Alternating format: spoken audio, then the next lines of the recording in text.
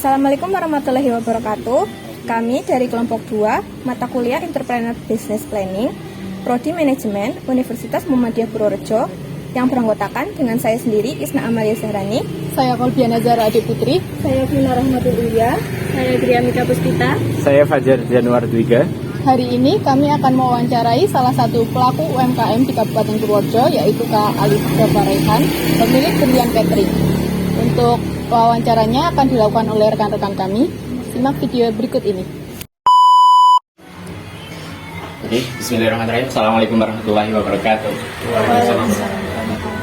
Kami dari program studi manajemen Universitas Muhammadiyah Purworejo. Sebelumnya izin memperkenalkan diri. Nama saya Fajar Januar Dwiga.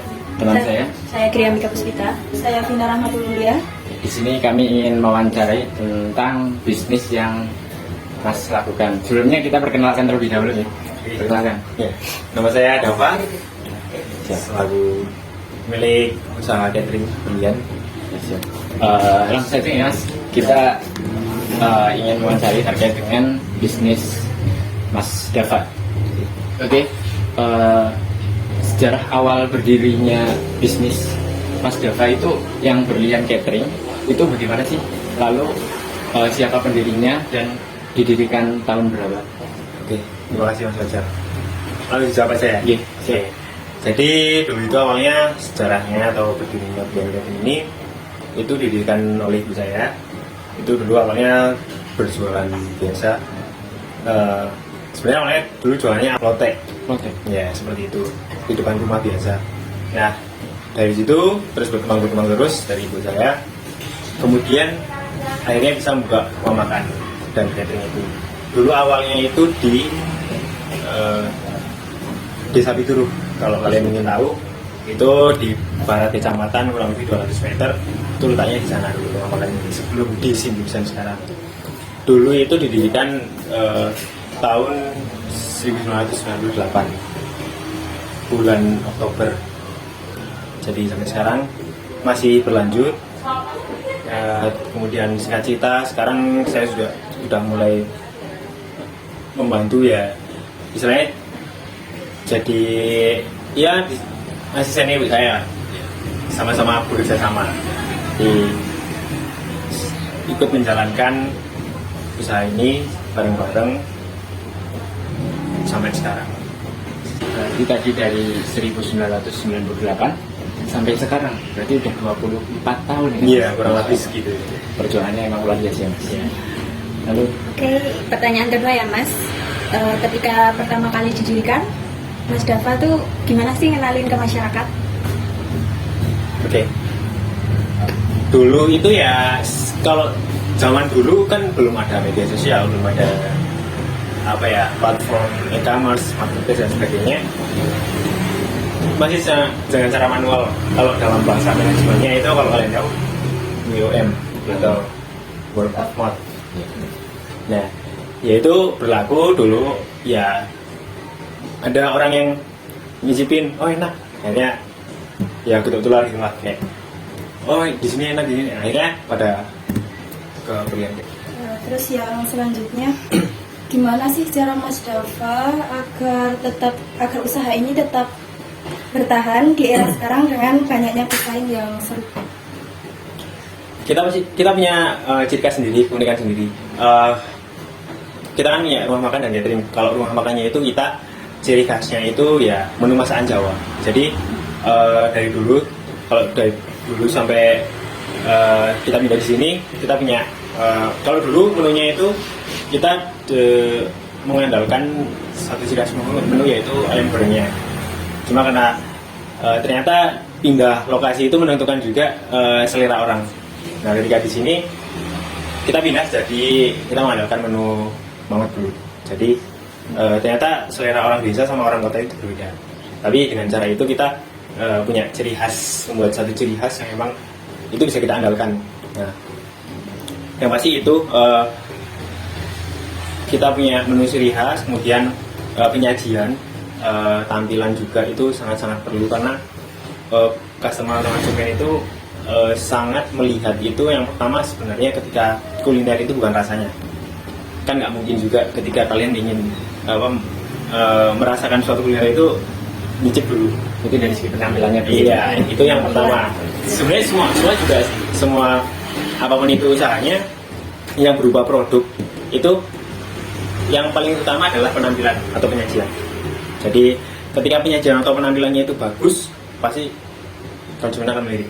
Nah setelah itu baru pindah, kalau itu kuliner kayak saya, ya dari rasanya. Oh tampilannya udah bagus, rasanya juga bagus, oke, itu jadi langganan buat kita. Seperti itu. Lalu apa yang bisa meyakinkan usaha ini dapat bersaing dengan jenis usaha yang lain itu gimana sih Mas? Cara kita membangun relasi dengan customer sih, itu paling penting. Ya. Jadi kita sebenarnya ketika kalau dulu kan ketika di Bituru memang semakin kesini itu persaingannya semakin nggak sehat. Kita juga, cuman dia persaingannya nggak sehat. Ketika kita di sini kan pindah 2020 pada saat COVID. Nah justru kalau COVID itu yang lainnya pada menurun, kita justru malah pas naik-naiknya. Pas pindah di sini pas COVID 2020, kemudian awalnya kita sebenarnya udah beberapa relasi yang dari sini dulu juga banyak sebenarnya orang yang di Projo pesan ke Bituru, cuman kan belum terlalu banyak. Nah kalau sekarang kita udah kayak kerja sama dinas-dinas, kemudian sekolah-sekolah, terus bank juga. Nah itu juga sebenarnya sama dari ketika ada satu instansi yang pesan, kemudian ada orang yang bekerja di instansi yang lain juga menikmati hidangan itu, saya tertarik karena dari tampilan tadi juga itu sangat menarik. Kalau orang bilang itu kayak, kalau cateringnya itu kayak tampilan hotel, terus kemudian rasanya juga cocok di lidah mereka, akhirnya semuanya pada pesan. Jadi di sini juga kan sering mengadakan kayak pertemuan yang melibatkan beberapa sekolah dan instansi juga. Nah dari situ juga ajaran kita, peluang kita juga di situ kita bisa masuk. Nah gitu. Nah itu yang tadi bisa membuat kita dapat bisa bertahan dan bersaing buat di antara kompetitor yang lainnya lah. Inovasi apa yang dilakukan Mas Dava untuk usaha ini untuk tetap bertahan pada saat masa pandemi kemarin? Kalau inovasi khususnya pas masa pandemi kemarin sebenarnya nggak terlalu banyak sih. Ya itu tadi yang sering saya sebutkan dari tadi, dari penyajian. Memang penyajiannya itu dulu sama sekarang berbeda. Jadi dari segi kualitas kardusnya yang pertama, kemudian dari isi dalamnya itu layout atau penataan dari menu masakannya itu kan juga menentukan sebenarnya. Kan kadang ada nasi pok itu, saya kan kadang menemukan nasi pok yang ketika kita buka itu kayak tatanannya itu udah nggak menarik sama sekali gitu. Nah kita mencoba buat sebagaimana mungkin orang itu ketika membuka itu tertarik sama atau selera buat makan. Kemudian dari kemasannya, kita kan juga kadang ada kemasan plastik. Nah itu kita buat menarik. Kemudian inovasi yang lain ya mungkin dari produk tertentu kita ada yang beri sedikit sentuhan dari rasa maupun hal-hal tertentu yang sebelumnya belum ada di situ. Kayak gitu sih paling. Kalau inovasinya nggak terlalu banyak sih sebenarnya, karena emang kalau catering itu paling inovasinya kan cuma tampilan, kemudian cara display kemasan, kemudian kayak makanan-makanan tertentu yang mungkin masih jarang nggak ditampilkan di situ. Tapi kalau dari dasarnya masih sama. Ya mungkin itu aja wawancara pada kali ini dengan Mas Dava. Kita sebagai mahasiswa harus tetap berinovasi, lalu ada ruang kreativitas untuk bisa berbisnis.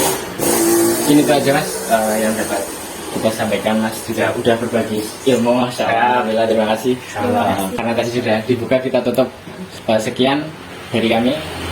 Bila ada kekurangannya kami mohon maaf Mas Dava. Kami pamit undur diri. Terima kasih. Bila isi sabilillah, fastabiqul khairat. Wassalamualaikum warahmatullahi wabarakatuh.